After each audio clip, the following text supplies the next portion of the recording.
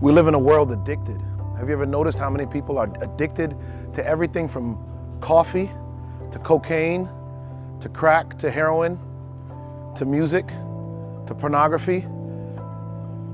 Everywhere we go, we see people who can't get off of something, people who need to be on something, some people who are connected to things that destroy them. And despite its destructive actions, the object that they're addicted to, they can't stop being connected to.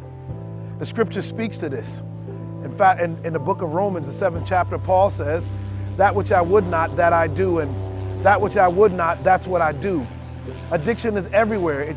It's all encompassing, and we live in a world where people are looking for ways to change their mood, because at the end of the day, what addiction is anything that changes your mood. So it may just be that favorite television show like Scandal, where you watch it and it's evil and its terrible consequences all trap you, and you want to be more involved and more attached to that thing. Because your life may seem mundane, it may seem empty, it may seem hollow. You may not have connections with other people. So what you do is you find a substance, or you find a show, or you find an artist for you to be connected to. And every time you're exposed to that chemical or that person or that pornography or that image, what happens is your mood changes. And when your mood changes and you feel better, you are more drawn to that thing. As a physician, I've worked with veterans who were addicted, and they taught me something when they were trying to come out of their addictions to cocaine or to heroin or to methamphetamines or whatever it was. They taught me a line that I say all the time. They said that, in fact, the truth of the matter is that we are all have a God-sized hole in our heart. Every single one of us has a hole the size of God in our heart. And if we try to fill that hole with anything but God, what happens is we become addicted to that substance. We become addicted to that person. We become addicted to that artist. We become addicted to those images. But I'm here to tell you there's an answer to addiction. And the answer to the addiction is to fill the God-sized hole in your heart with God. Because there is no chemical on earth that can fill that hole. There is no pornographic scene that can fill that hole. There is no food on earth that can fill that hole. If you want to be made whole, you must be made whole by the one who makes whole, and that is the God of heaven and his son, Jesus Christ. So I challenge you to put down your cigarettes. I challenge you to walk away from the cocaine. I challenge you to turn off the pornographic images on your computer. I challenge you to stop being addicted. And I don't challenge you to stop being addicted under your own power. What I challenge you to do is to find the God that makes you whole, the God that makes you complete, the God that will satisfy you. He won't give you fun, he'll give you joy, and find a way out of your addiction.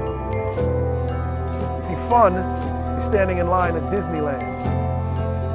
Fun you stand in line and you wait for the roller coaster.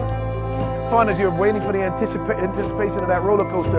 You wait for an hour and a half or 2 hours in line at Disneyland. And when you get to the roller coaster, you ride for about 35, 40 seconds if you're lucky. And you get off the roller coaster and you say, man, that was fun. So I got to do it again because it changed my mood. Instead of fun, I challenge you to find joy. You see, joy is a little different. Joy says, we're going on a hike.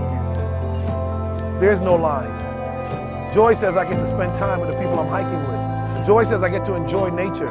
Joy says there's no a massive rush as I climb up and no massive adrenaline rush as I come down. Joy says, no, you're just gonna stay even keeled. But as you walk your hike in life, as you walk with Jesus, as he hikes with you, you feel satisfied. You don't have to rush to do anything again. Because in the companionship of the walk with God, you find joy. The scripture says that Enoch walked with God and he was not, for he was taken. I challenge you to fill the God-sized hole in your heart with God.